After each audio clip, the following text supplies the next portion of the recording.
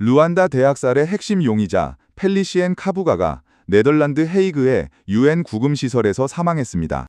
유엔 법원은 2026년 5월 16일 카부가의 사망 사실을 공식 발표했습니다. 그는 루안다 대학살의 자금줄로 불렸던 인물입니다. 카부가는 루안다 북부 지역 출신의 후투족 사업가였습니다. 티 농장과 방적 공장, 부동산 사업으로 막대한 재산을 모았고 당시 루안다에서 가장 영향력 있는 사업가 가운데 한 명으로 알려졌습니다. 가족 관계도 권력 핵심과 연결돼 있었습니다. 그의 딸들은 당시 루안다 대통령 하비야리마나의 아들들과 결혼한 것으로 전해졌습니다. 그리고 1994년 루안다에서 현대사 최악의 비극 중 하나가 벌어졌습니다. 1994년 4월 6일 하비야리마나 대통령이 탑승한 비행기가 격추됐습니다. 이 사건 직후 후투 극단주의 세력은 투치족과 온건파 후투족을 상대로 대규모 학살을 시작했습니다.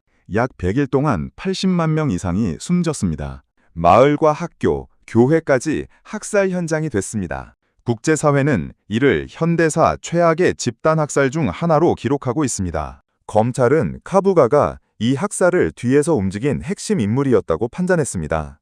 가장 큰 혐의는 자금 지원이었습니다. 카부가는 후투 민병대 인테라하므에 돈과 물자를 지원한 혐의를 받았습니다. 특히 그는 악명 높은 라디오 방송국 RTLM의 설립과 운영 자금을 댄 인물로 지목됐습니다. RTLM은 당시 루안다 전역에 증오 방송을 내보냈습니다. 방송에서는 투치족을 적으로 규정하고 공격을 부추기는 발언이 반복됐습니다. 검찰은 이 방송이 실제 학살을 선동하는 역할을 했다고 밝혔습니다. 카부가는 무기 공급 혐의도 받았습니다. 당시 50만 개 이상의 도끼가 루안다로 수입됐는데 검찰은 그 과정에 카부가가 관여했다고 주장했습니다. 일부 무기는 트럭을 통해 민병대에 직접 전달된 것으로 조사됐습니다.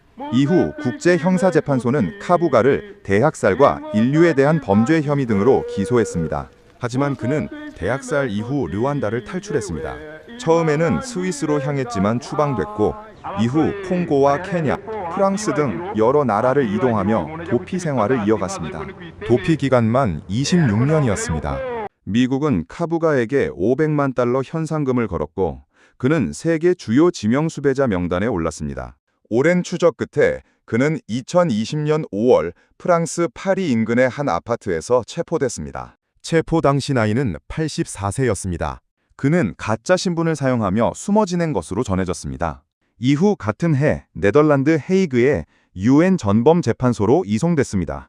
국제사회는 드디어 루안다 대학살의 핵심 인물이 법정에 서게 됐다고 평가했습니다. 하지만 재판은 오래 이어지지 못했습니다. 법원은 카부가가 치매 증상을 보이고 있다고 밝혔습니다. 재판 과정에서 그는 자신의 상황을 제대로 이해하지 못하는 모습을 보였다고 전해졌습니다. 결국 유엔 재판부는 2023년 카부가가 정상적인 재판을 받을 수 없는 상태라고 판단했습니다. 법원은 일반 재판 대신 제한적인 증거심리 절차를 검토했지만 최종 유죄 판결은 불가능하다고 밝혔습니다. 이후 상급 재판부는 공판을 영구 정지했습니다. 카부가는 휠체어에 의존한 채 병원 구역에서 생활한 것으로 알려졌습니다. 또한 그를 받아줄 국가가 없어서 유엔 구금시설에 계속 남아 있었습니다. 그리고 2026년 5월 16일 그는 결국 헤이그의 병원 구금실에서 사망했습니다. 유엔 법원은 사망 경위를 조사하라고 지시했습니다.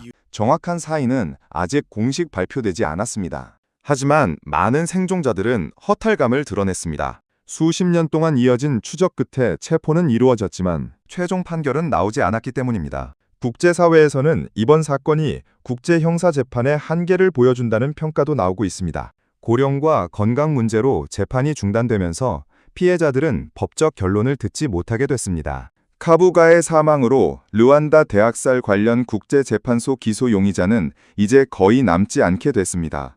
하지만 르완다 대학살의 상처는 아직 끝나지 않았습니다. 생존자들과 유가족들은 지금도 당시의 기억 속에서 살아가고 있습니다.